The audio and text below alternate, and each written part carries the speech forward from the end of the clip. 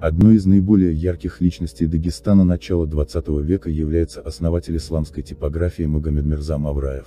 Аварское селение Чох, Гунипского района Дагестана, вошло в историю как родина передовых мыслителей, шейхов, военачальников, государственных и религиозных деятелей. Мухаммад Али Чухи Мавраев, отец Магомед Мирзы, в свое время считался муфтием Нагорного Дагестана. С вопросами к нему обращались не только простые граждане, но и сами имамы. В течение нескольких лет он выносил фетвы по самым разным вопросам. Впоследствии он собрал эти фетвы и издал их в виде книги, которую назвал Фатави Чухи, фетвы Чохского. Эта книга и по сей день пользуется большим спросом среди имамов республики. В семье Мухаммада Али в 1878 году родился сын Магомед Мирза. Получив первоначальное образование у своего отца, Магомед Мирза поступил на учебу в лучшее в те годы в Дагестане медресе, в селение Сагратль. Здесь он познакомился и подружился со многими учениками, которым впоследствии суждено было сыграть значимую роль в истории страны. Одним из них был Абу Супьян Акаев из села Нижнее Казанище. Именно во время учебы у них родилась мысль открыть исламскую типографию в Дагестане. В 1903 году Мавраев купил в Турции немецкие печатные станки и в городе Темир-хан-Шура, ныне Буйнакск, начал работу по выпуску исламской литературы. Постепенно типография, набирая обороты, стала приносить доход. Нужно отметить, что выпуск книг в то время оказался очень востребованным делом. В те годы в Дагестане наблюдался рост числа исламских учебных заведений, и соответственно, чувствовалась нехватка учебных пособий. Книги в основном привозились из Турции, Сирии или Саудовской Аравии в нескольких экземплярах, а затем в медресе или на дому переписывались в индивидуальном порядке. Это, конечно, не могло никак удовлетворять потребности учащихся. Уже через несколько лет Магомед Мирза становится владельцем виноградников, консервного, кинжального и кожеперерабатывающего заводов, книжных магазинов, складов и около 10 многоквартирных домов. Для работы в типографии он подбирал лучших писарей.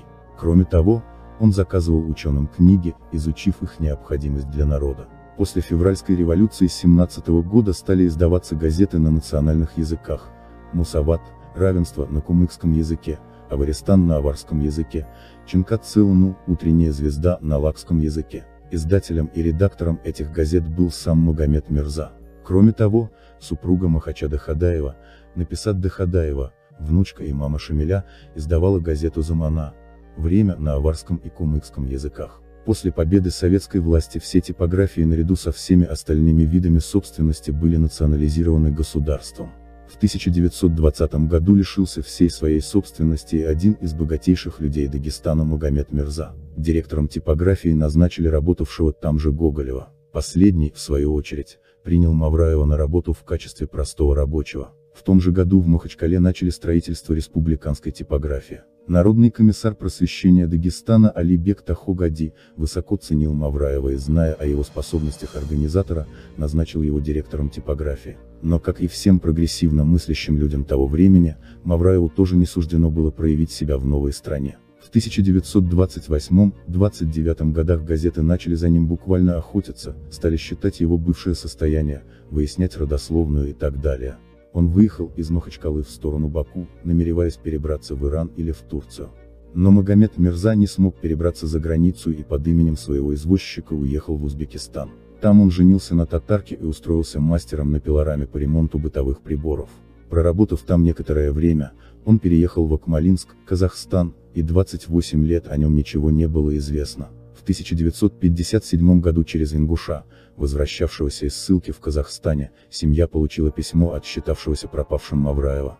Сыновья поехали за ним и уговаривали вернуться на родину, но Мавраев не согласился. Магомед Мирза Мавраев умер в 1964 году в возрасте 86 лет. Похоронен в Акмолинске, ныне Целиноград, Республики Казахстан.